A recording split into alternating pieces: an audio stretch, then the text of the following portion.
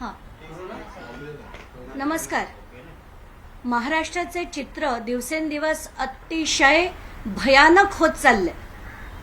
इतकं विचित्र वातावरण निर्माण झालंय की आत्ताच्या घटकेला जितके जितके राजकारणी आहेत त्या सगळ्यांचे जे थेर चाललेत ते आता खरंच जनतेला पाहवत नाहीत. आपण आता सुरुवात करूया संजय शिरसाटांपासनं. संजय शिरसाट यांचं पहिलं प्रकरण विट्सचं बाहेर आलं, दुसरं प्रकरण MIDCचं बाहेर आलं, MIDC जमिनी लाटल्याचं, तिसरं प्रकरण बॅगमध्ये पैसे असल्याचं. कुठच्याही विषयावर कारवाई नाही. त्यानंतर मी त्यांचं सामाजिक न्याय विभागात चाललेला जो भ्रष्टाचार आहे, जी अनियमितता त्यांच्या पूर्ण टेंडरिंग प्रोसेसमध्ये होती, त्याचा एक मोठा प्रेस कॉन्फरन्स घेऊन सांगितलं, त्याच्यावरही कारवाई नाही.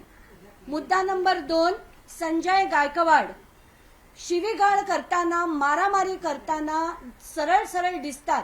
त्यांच्यावर फक्त एक NC होते. म्हणजे आता काय बोलायचंय, कॉग्निझेबल ऑफेन्स असताना त्यांच्यावर फक्त एक NC केली जाते. योगेश कदम महाराष्ट्राचे गृहराज्यमंत्री यांच्यावर आरोप होतात की त्यांचा सावली नावाचा डान्स बार आहे आणि ते ऑर्केस्ट्रा आहे असं त्यांचे वडील म्हणतात. तर मला आठवतंय, मी स्वतः बीडचा विषय घेऊन बीडमध्ये एका ठिकाणी एक डान्स बार चालू होता आणि तिथे तुम्ही ऍक्शन घ्या म्हणायला मी स्वतः विधान मंत्रालयात जाऊन योगेश कदमांची भेट घेतली होती आणि त्यांना विनंती केली होती की त्याच्यावर तुम्ही ऍक्शन घ्या. योगेश कदमांनी ती घेतली नव्हती. आता मला त्याचा उलगडा झाला की योगेश कदमांचा स्वतःचा सावली नावाचा जर डान्स बार असेल तर ते कुठल्याही डान्स बारवर कारवाई कशी करू शकतील. तर हे जे सगळे मंत्री आहेत ना, जे किळसवाणी कृत्य करतायत, तरीही जर त्याला देवेंद्र फडणवीस मागे घालत असतील तर मला त्यांना काय बोलावं आता असा प्रश्न पडलाय. चौथे, जे विधान भवनात आपण सगळ्यांनी बघितलं झालेली मारामारी जी झाली, त्याच्यात पडळकर आणि आव्हाडांचे कार्यकर्ते भिडले. त्याच्यातला जो एक माणूस होता ऋषिकेश टकले नावाचा, अट्टल गुन्हेगार आहे, MPDAच्या केसेस आहेत त्याच्यावर, असं जेव्हा ऐकतो त्याला अटक होते आणि अटकेतनं सुटल्यानंतर तो मिरवणूक काढतो. त्या मिरवणुकीचे जेव्हा मी व्हिडिओ बघते तेव्हा संताप होतो आणि मला वाटतं महाराष्ट्राच्या जनतेतल्या प्रत्येक माणसाची स्थिती माझ्याच सारखी असेल. प्रत्येकाला खूप वाईट वाटत असेल की हे राजकारण आता कोणाच्या हातात आहे, कोण आहेत ही गुंड, कोण आहेत ही मवाली माणसं, कोण आहेत हे सगळे. यांना राजकारणी म्हणता येत नाहीत. हे कुठच्याही देश सेवा करायला आले नाही आहेत, लोकांची सेवा करायला आले नाही आहेत, ते लोकप्रतिनिधी तर मुळीच नाही आहेत. तर ह्या सगळ्यांवर आता आपण पुढे जाऊ. त्यानंतर आज माणिकराव कोकाटे त्यांचं काल परवा ती आपण रमी खेळतानाची दृश्य बघितली आणि त्याच्यानंतर आज झालेली त्यांची पत्रकार परिषद बघितली. प होत होतं त्या माणसाचं. त्यांना धड बोलताही येत नव्हतं. आधी त्यांनी स्वतःचा मोबाईल नंबर काय सांगितला, मग माझं काही ऑनलाईन असलं तर मोबाईल नंबर द्यावा लागतो, मग माझा बँक अकाउंट नंबरचे डिटेल पण मी देतो, त्याची चौकशी करा. मी माझ्या अख्ख्या आयुष्यात कधीही ऑनलाईन रमी खेळलेलो नाहीये वगैरे वगैरे. ते बोलताना सुद्धा जो कॉन्फिडन्स लागतो माणसामध्ये तो त्यांच्यात नव्हता. सुरुवातीला त्यांनी पत्रकार परिषदेत सुरुवात अशी केली जसं काही यांना भारच शेतकऱ्यांचा कळवळ आहे आणि अचानकपणे त्यांनी ती पत्रकार परिषद त्या शेतकऱ्यांसाठी घेतली असं दाखवायला सुरुवात केल्यानंतर पत्रकारांनी त्यांचा कार्यक्रम केला. त्यांना इतके पॉइंटेड प्रश्न विचारले, त्याच्यावर त्यांच्याकडे उत्तरं नव्हती आणि त्याच्यात ते म्हणतात की मी नेहमीप्रमाणे तुमच्यावर मी डिफेमेशन केसेस करीन, अमुकांवर मी डिफेमेशन केसेस करेन, मी तर ते फक्त काहीतरी दुसरं करत होतो, त्याच्यात तो व्हिडिओ आला, अमुक तमुक. आणि याचा निषेध करायला जेव्हा काही माणसं सुनील तटकरेंच्या इथे गेली आणि त्यांनी तिथे पत्त्याचे कॅट टाकले तर त्याच्यावर त्या सुरत चव्हाणांनी जाऊन त्या छावा का कुठली संघटना आहे त्याच्या लोकांना त्यांना मारलं आणि त्यांच्यावर जे सेक्शन लागलेत अतिशय गंभीर त्या 11 जणांवर सेक्शन्स लागल्यात आणि ते पण 1-2 नाही 8. आणि हे 8 सेक्शन्स लागलेले असताना सुद्धा म्हणजे दुखापत करणं, जीवे मारण्याची धमकी देणं, हे सगळे सेक्शन लागून सुद्धा त्यांना आज तगायत अटक झाली नाहीये. त्या सूरज चव्हाणांनी फक्त राजीनामा दिला त्यांच्या एका पदाचा. त्या महाराष्ट्र युवक कल्याण मंडळाचा अजूनही त्यांनी राजीनामा दिलेला नाही. आणि राजीनामे सोडा, आता यांच्यावर कारवाई झाली पाहिजे. आज मुख्यमंत्र्यांचा आणि अजित पवारांचा वाढदिवस आहे असंही कळतंय. तर मला त्यांना सांगायचंय, आता महाराष्ट्र तुमचं हे सगळं खपवून घेणार नाही. आता आम्ही जनता म्हणून तुमच्या विरुद्ध आणि हे सगळे जे गुंड, महागुंड, मिरवणुका काढणारे लोक, या सगळ्यांविरुद्ध आता आवाज उठवणं गरजेचं आहे. या माणिकराव कोकाटेंविरुद्ध आवाज उचलण्याची गरज आहे. कारण कृषी मंत्री असताना त्यांनी एकदा ते विधान केलं होतं, कृषी मंत्री पद म्हणजे ओसाडगावची पाटीलकी. म्हणजे त्यांना जर मलई खाता येत नाही म्हणून जर त्यांनी असं विधान केलं असेल तर हा माणूस त्या पदाचा, त्या पात्रतेचाच नाही, त्याचा राजीनामा हा झालाच पाहिजे. मी महाराष्ट्राच्या कानाकोपऱ्यातून सगळ्या शेतकऱ्यांना सांगते, एक पोस्ट कार्ड तुम्ही मुख्यमंत्र्यांना पाठवा की आम्हाला माणिकराव कोकाटे हे मंत्री, कृषी मंत्री म्हणून नकोत, असं त्यांनी एक कार्ड पाठवावं. आणि दुसरं कार्ड शेतकऱ्यांनी पण पाठवावं, सामान्य जनतेने पण पाठवावं की आम्हाला मारामारी करणारे, गुन्हेगारी प्रवृत्तीचे, असे विधान भवनात मारामारी करणारे, मारामारी केल्यानंतर त्यांच्या मिरवणुका काढणारे असे लोक नकोत. यापुढे राजकारणाला सुधरा. आम्हाला महाराष्ट्रात हे गलिच्छ राजकारण, गुन्हेगारीचं राजकारण यापुढे नको, असं लोकांनी एक ठणकवून एक पत्र हे सगळ्यांनी मुख्यमंत्र्यांकडे पाठवावं. त्याची सुरुवात आजपासून करावी आणि येत्या 8 दिवसाच्या आत प्रत्येकाला मी माझ्या ट्विटर हँडलवर ते टाकणार आहे.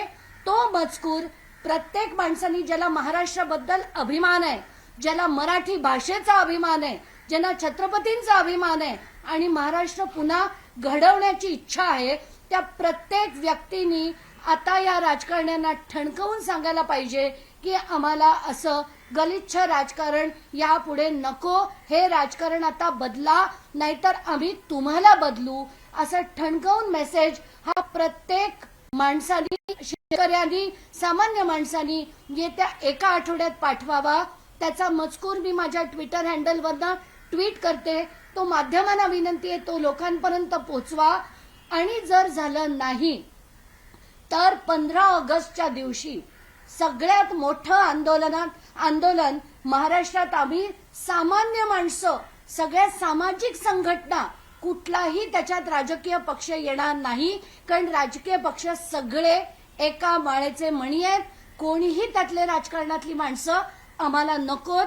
सामान्य माणूस लढा देऊ शकतो हे आम्ही 15 ऑगस्टला आता दाखवून देऊ. मॅडम एक कोकाटे असं म्हणतात, मी राजीनामा द्यायचा मी कोणाचा विनयभंग केला आहे का, की शेतकऱ्यांच्या विरोधात निर्णय घेतले, व्हिडिओ जो आहे हा किरकोळ आहे असं ते म्हणतात. मला तेच विधान ऐकून, म्हणजे जर मी विनयभंग केला तरच मी राजीनामा देणार. मी वाटेल ते शेतकऱ्यांबद्दल बोललो, त्यांना किती हवं तेवढं हिणवलं, काय वाटेल ते केलं, तरी जर रमी खेळलो अधिवेशनात तरी माझ्या विरुद्ध कोणी कारवाई करू नये, माझ्याकडनं राजीनामा मागू नये, याचा अर्थ तो झाला. मला त्यांना सांगायचंय की तुम्ही मला एक निर्णय दाखवा जो तुम्ही शेतकऱ्यांच्या हिताचा घेतला.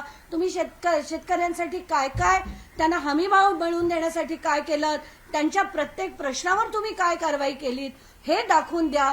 आणि तुम्हाला दाखवायला जर काही हे नसेल तर तुमचा राजीनामा हा झालाच पाहिजे. त्यासाठी महाराष्ट्रभरातनं मी सगळ्या शेतकरी संघटनांना फोन करणार आहे, सगळ्या शेतकऱ्यांच्या नेत्यांना फोन करणार आहे, प्रत्येकाला सांगणार आहे की सगळ्यांनी एक पोस्ट कार्ड मुख्यमंत्र्यांना पाठवायचंय की माणिकराव कोकाटे आम्हाला नकोत, महाराष्ट्रातलं राजकारण आम्हाला गुंडागरीचं नको, याच्या पुढे आम्हाला चांगलं एक दिशा देणारं राजकारण महाराष्ट्रात हवं. ही तुमची जी गुंडगिरी जी चालली आहे सगळ्यांची, ती आता बास. मुख्यमंत्र्यांनी या सगळ्या संदर्भात एकतर कारवाई करायला पाहिजे. यासोबतच अजित पवारांनी देखील या त्यांच्याशी चर्चा करून त्याबाबतचा काहीतरी निर्णय घ्यायला पाहिजे. मात्र अजित पवार आज आपला वाढदिवस साजरा करतायत, मुख्यमंत्री आपला वाढदिवस साजरा करतायत, याबाबत काही बोलताना दिसत नाही. मला असं वाटतं की या दोघांनाही आज वाढदिवसाच्या दिवशी एक निर्धार केला पाहिजे की यापुढे महाराष्ट्रासाठी आपण खरंच सेवा म्हणून काम करायचंय. कारण आत्ताच्या घटकेला अफाट लूट चालली आहे महाराष्ट्रात, अफाट. मग त्याच्यात ते आता हनी ट्रॅपचं प्रकरण बघा, त्याच्यात म्हणजे अधिकारी मंत्री त्यांना कॉन्ट्रॅक्ट मिळवण्यासाठी काय काय उद्योग करतात, त्याच्यात IPS अधिकारी आहेत, 8-8, 10-10 मंत्री आहेत. हे सगळं ऐकल्यावर डोकं चक्रावून जातं. असं वाटतं हे काय चाललंय, कुठे आपण आपल्या देशाला घेऊन जातोय. आणि जितके जितके देश बघून जेव्हा आपण परत येतो असं वाटतं ते कुठे जात आहेत आणि आपण अधोगतीकडे जातोय की काय, असाच प्रश्न आज महाराष्ट्रातल्या प्रत्येक नागरिकाला पडलाय. आणि म्हणूनच एक पत्र मुख्यमंत्र्यांच्या नावाने येत्या 8 दिवसात टपालात टाका अशी विनंती मी सगळ्यांना करते. रोहित पवारांनी आता एक ट्विट केलंय, सातत्यानं कोकाटे यांनी एक दावा केला की ती ऍड होती आणि मी ती स्किप करत होते. आता रोहित पवारांकडनं 42 सेकंदाचा व्हिडिओ त्यांनी ट्विटर वरती टाकलेला आहे आणि त्यांनी म्हटलं की 42 सेकंद कुठच्या जाहिरातीला स्किप करायला लागतात. बरोबर आहे. रोहित पवार पहिल्याच दिवशी म्हणाले होते की त्यांचा अख्खा व्हिडिओ माझ्याकडे आहे आणि काल जे कोकाटेंनी विधान केलं होतं की 12 ते 13 सेकंदाचा तो फक्त ऍड होती, तर त्याच्यात खरं तर ते बोट लावून खेळताना सुद्धा दिसतायत. जर तुम्ही तो व्हिडिओ परत एकदा नीट दाखवा माध्यमांनी, त्याच्यात ते परत बोट लावून खेळताना सुद्धा दिसत आहेत. आणि आज आता ही जी माहिती मिळतीये की खरंच तो 42 सेकंदाचा असेल, तर एकही सेकंद न वाया घालवता कोकाटेंचा राजीनामा आजच्या आज घेतला गेला पाहिजे, याच्यात काहीच नाही. आणि जर तो घेतला गेला नाही तर 8 दिवसाच्या आत प्रत्येक महाराष्ट्राच्या शेतकऱ्यांनी एक पोस्ट कार्ड हे मुख्यमंत्र्यांच्या कार्यालयात पाठवायचं आहे. आता योगेश कदम यांनी काल पत्रकार परिषद घेतली आणि त्यांच्यावर जे आरोप करण्यात आले होते ते त्यांनी फेटाळले. यामध्ये ते असंही म्हणाले की अंजली दमन यांचा काहीतरी गैरसमज झाला असेल, माझ्याकडे पुरावे आहेत, ते सगळे मी तुम्हाला भेटून देण्यासाठी तयार आहे की मी ते पुरावे तुमच्याकडे पाठवेल असं म्हणाले. म्हणून मी म्हणते की योगेश कदमांना मी जेव्हा स्वतः भेटायला गेले होते, माझं पहिलं मत असं होतं की हे व्यक्ती तितके वाईट नाही आहेत. म्हणूनच मी बीडचं जे एक डान्स बारचं प्रकरण होतं ते मी त्यांच्याकडे घेऊन गेले होते. पण 2 दिवस झाले त्यांनी त्याच्यावर कारवाई केली नाही. आणि त्याच्यानंतर मी तेच प्रकरण मुख्यमंत्र्यांना पाठवलं. त्याच रात्री तिथे रेड झाली, तिथल्या त्या बायकांना सोडवण्यात आलं, अनेक स्त्रियांना त्या डान्स बारमधनं सोडवण्यात आलं. आणि तेव्हा मला प्रश्न पडला होता की योगेश कदमांनी ही कारवाई का केली नाही. तर आत्ताच्या घटकेला हे सावली डान्स बार होता, तो ऑर्केस्ट्रा जर असेल तर त्याचे काही CCTV असतील तर त्याचं अख्खं फुटेज योगेश कदमांनी रिलीज करावं, ते दाखवावं की तो डान्स बार नव्हता, तो एक लाईव्ह ऑर्केस्ट्रा होता म्हणून. आणि तिथे जसं काही लोकांनी ट्विटही केलंय की तो डान्स बार नव्हता, तर काय तिथे काय दिलं जात होतं, काय काय पेय दिली जात होती, आता त्याच्यात मला पडायचं नाही. कारण माझा जे एक स्तर आहे जो मला तसाच ठेवायचा आहे. आणि मला असं वाटतं हे राजकारण महाराष्ट्रातलं सुधारवण्याची अत्यंत गरज आहे. आता सगळ्यात मोठा खुलासा आणि एक करण्याची गरज आहे, तो म्हणजे सुपेकरांना मिळालेली क्लीन चिट. मला जेव्हा ही बातमी मी काही माध्यमांवर बघितली तेव्हा रागाने मी आधी इक्बाल चहल जे ACS होम आहेत त्यांना मेसेज केला की सुपेकरांना क्लीन चिट कशी मिळाली. त्यांनी मला सांगितलं माझ्याकडे जेल्स येत नाही, तुम्ही राधिका रस्तोगींना विचारा. मी राधिका रस्तोगींना विचारलं, ते म्हणाले माझ्याकडे ते येत नाही, ते ACS होम कडे येतं. मग मी त्यांना परत अख्खे ते लोकसत्तेचं जे आर्टिकल होतं ते सुद्धा त्यांना पाठवलं. त्याच्यानंतर त्यांचं असं म्हणणं होतं आम्ही क्लीन चिट गव्हर्नमेंटकडनं दिलेली नाही, त्यांना कोर्टाकडनं मिळाली आहे. आता ह्याच्यात मोठा गौडबंगाल आहे आणि खरं तर ही क्लीन चिट आहे की नाही याचा खुलासा गृह मंत्रालयाकडनं झाला पाहिजे. आणि तो जर क्लीन चिट नसेल आणि दिली असेल तरी मी ती चॅलेंज करेन, आणि दिली नसेल तर हे कुठून बातमी पेरली गेली याचा खुलासा देखील झाला पाहिजे. मोठ्या पदावरील अधिकारी अशी टोलवाटोली करत आहेत. मोठ्या पदावरचे दोघही अधिकारी, एक म्हणतो यांनी दिली, ते म्हणतात यांनी दिली. आत्ताच्या घटकेला त्याच्यावर काहीही क्लॅरिटी नाही. माझी पत्रकार परिषद होण्याच्या आधी मी तिथले जे खरे ADG आहेत, मला असं आत्ता कळतंय 5 मिनिटापूर्वी की ADGनी एक ऍफिडेव्हिट कोर्टामध्ये फाईल केलं होतं आणि त्या कोर्टातल्या अफिडेव्हिटमध्ये आम्ही चौकशी केली. ती पोर्टलवर झालेली टेंडरिंग प्रोसेस होतं म्हणून त्याच्यात कुठेही अनियमितता नाही असं अफिडेव्हिट कोर्टाकडे दिल्यामुळे ती पिटिशन डिसमिस झालंय.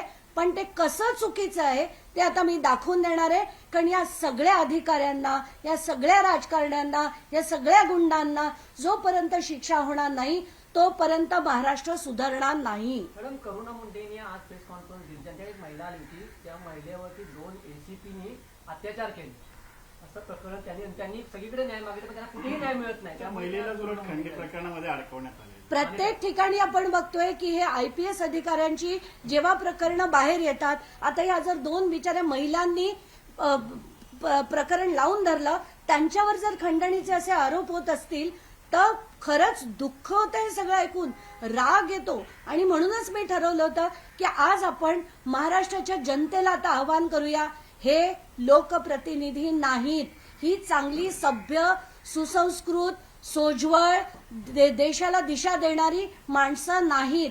आता राजकारण जर बदलायचं असेल तर ते लोकांनी बदलायला हवं. त्याच्यासाठी आपण मेहनत घ्यायला हवी आणि आपण आपला राग जो आता खरंच अनावर झालाय तो प्रदर्शित करायला हवा. म्हणून प्रत्येकाने आता हे एक पत्र मुख्यमंत्र्यांना पाठवायचंय.